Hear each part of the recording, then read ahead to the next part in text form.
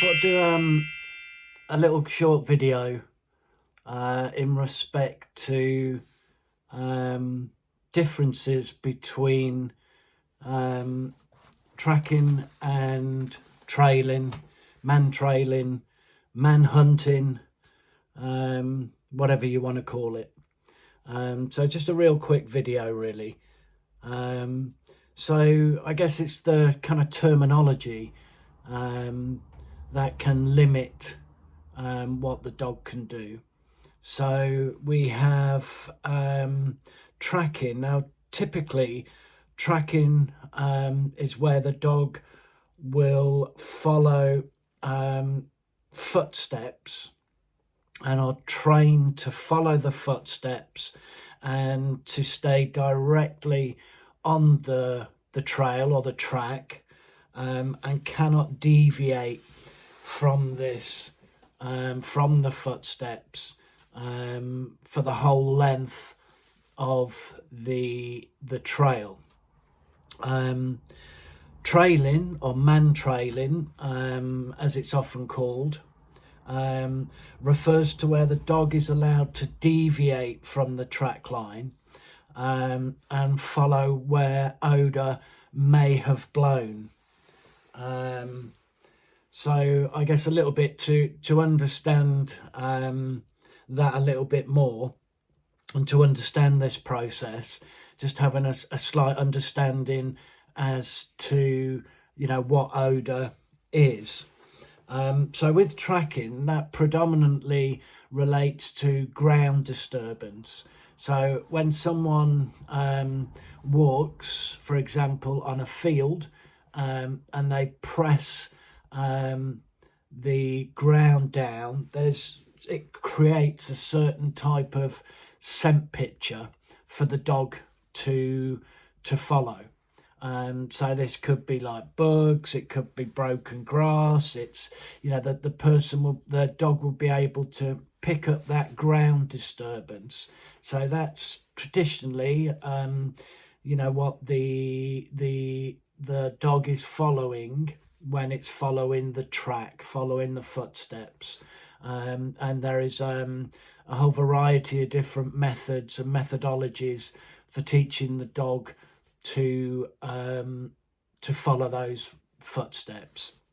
With trailing, that takes into consideration ground disturbance, but also blown odour from the individual coming off their body. So this could be off gases, it could be skin particles or what have you, and the dog will follow that. So it may not stay directly on the track or the trail.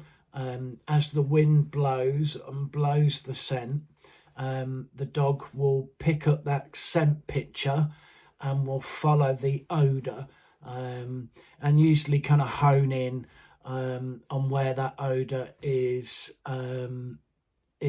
at its strongest.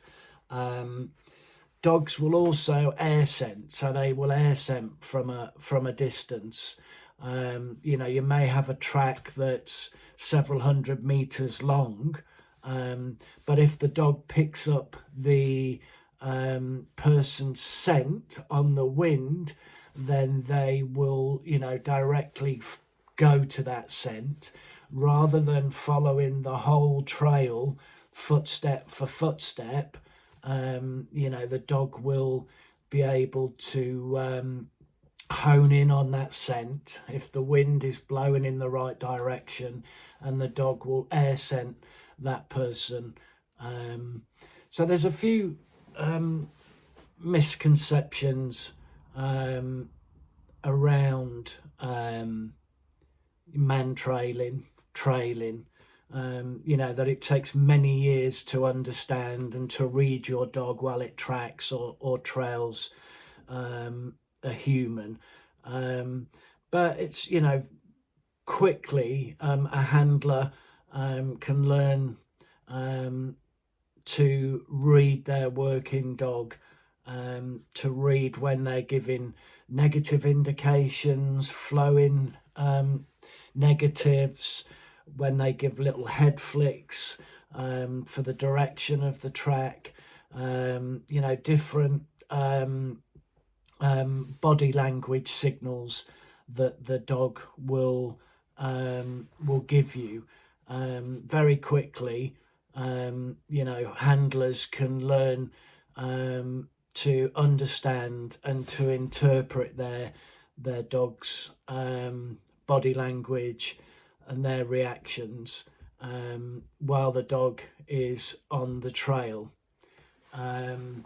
So again, just so simply put, man trailing is the act of a dog following the scent of a human.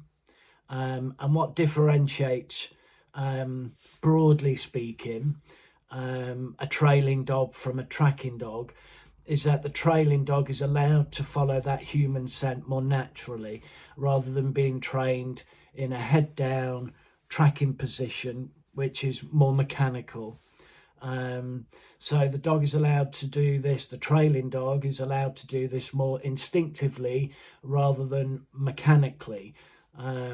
This approach allows the trailing dog to reliably function in a greater range of terrains, including urban settings that consist, you know, totally of asphalt or concrete surfaces.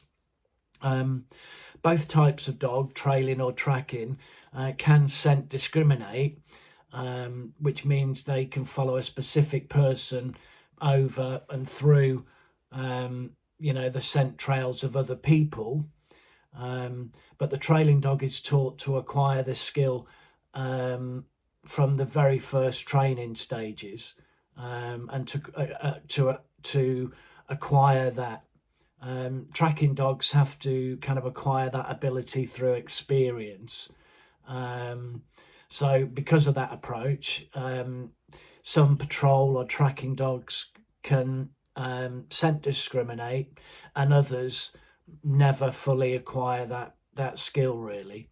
I guess another final distinction between tracking and trailing dogs is the ability to independently establish a direction of travel. So, for example, a tracking dog must be placed on or near the footsteps of the person that's to be followed, facing the correct direction of travel. I mean, broadly speaking, a trailing dog, after being presented with a target scent, can establish the direction of travel on its own. The dog learns to look for the trails because it's rarely placed in front of them. And so there's a variety of different methods of training which can produce a dog that will quickly establish that direction of travel. So the two natural instincts of a dog are: one, to follow the trails of other animals, and two, to follow a fresh scent trail. So in order to overcome these natural instincts, which sometimes can become a hindrance on the start or trail, there's a variety of different methods which can be utilised. One being called the intensity exercise, which I think is unique to the Kocher method. A guy by the name of Kevin Kocher, who's renowned in the United States for training bloodhounds. With his method, he teaches the dogs to accurately and consistently follow a human scent, to only follow a scent, not search for it, to tell the handler if the target scent is not in the area, and also that man trailing is one of the best games around, and so the dog will enjoy it, really. So I hope you like that. A brief explanation into tracking, trailing, man hunting. Any questions, please leave in the comments below. And yeah, enjoy your day. Thank you.